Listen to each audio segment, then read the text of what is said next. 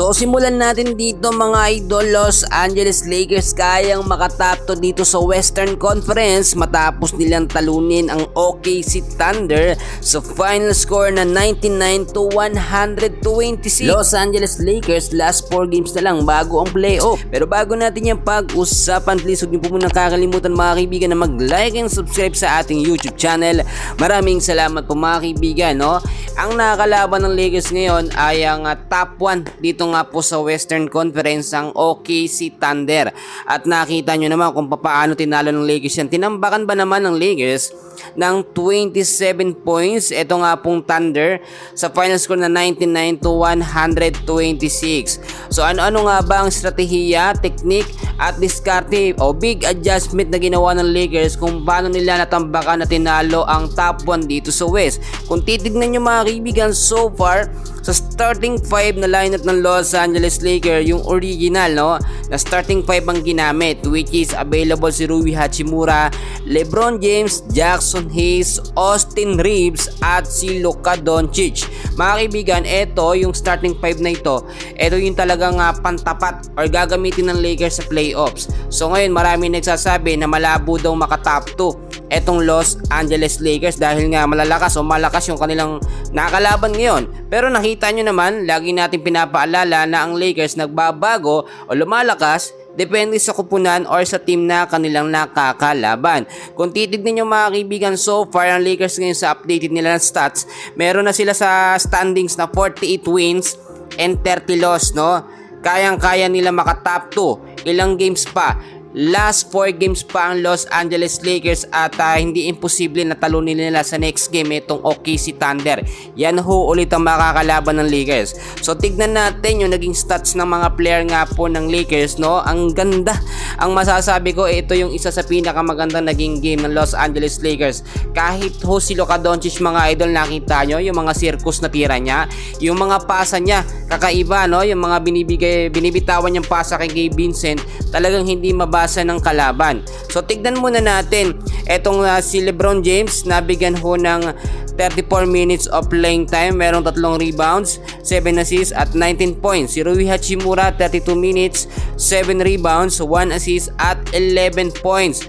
Pero kung titignan ho ninyo, Jackson Hayes 13 minutes lamang ang minuto niya, merong 5 rebound at meron hong 7 points. Luka Doncic so far, siya talagang highest leading scorer po dito sa Lakers. 37 minutes of playing time, 7 rebounds, 6 assists at 30 points.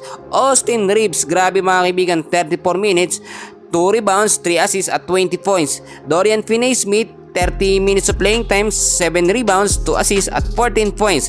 Gabe Vincent, ito yung sinasabi ko sa inyo na isa talaga sa legit na shooting guard ng Lakers, no? 26 minutes, meron hong 3 rebound, 3 assists at 12 points.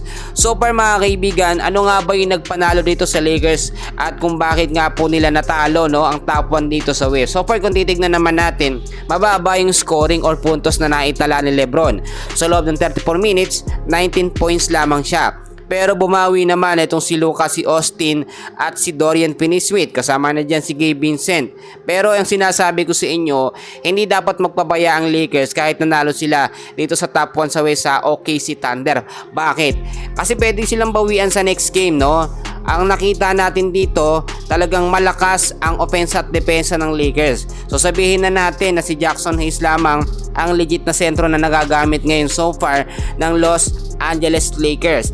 What if magkaroon ng problema, ma-injury sa Jackson Hayes, hindi makapaglaro? Sino nga ba ang posibleng maipalit dito? Kung titignan natin sa mga available na player nga po sa bench na sentro or big man ng Los Angeles Lakers, ginagamit naman, no? Ito nga pong si Trey Jemison, nakita naman natin yan, ginagamit din minsan mga kaibigan. Ito nga pong si mga player nila dyan, bukod kay Trey Jemison, Alex Lee, medyo malabo na yan mga kaibigan na gamitin.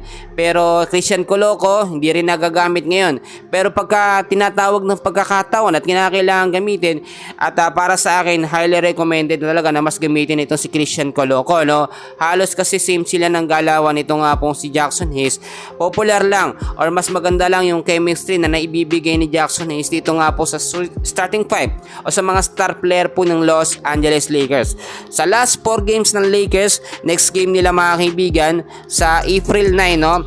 Thunder kontra sa Lakers, yan ang susunod. At Dallas Mavericks, Lakers, at Houston Rockets at Trail Blazers. For last 4 games before ang playoffs mga kaibigan ay kinakailangan ma-secured ng Lakers na maipapanalo nila yung last game na yan. Ngayon mga kaibigan, at dahil nga po malapit ng playoffs, magkakaroon yan ng panibagong adjustment sa bracket. Nung nakaraan, nakita naman natin sa inilabas na bracket ng NBA, ang makakatapat ng Los Angeles Lakers ay ang Memphis Grizzlies. Pero posible ang magbago kapag ka nagkaroon o nagsunod-sunod yung panalo ng Lakers dito sa last 4 games nila. So kaya nga ba ng Lakers na manalo dito nga po sa OKC Thunder sa next game? Well, para sa akin 100%. Kung natambakan nila ng almost 27 points, etong Thunder top 1 dito sa West, kayang-kaya nilang talunin yung mas mababang sa standings dito nga po sa mga NBA teams. Kung susundan yan ng panalo ng Lakers, consistent na yan mga idol.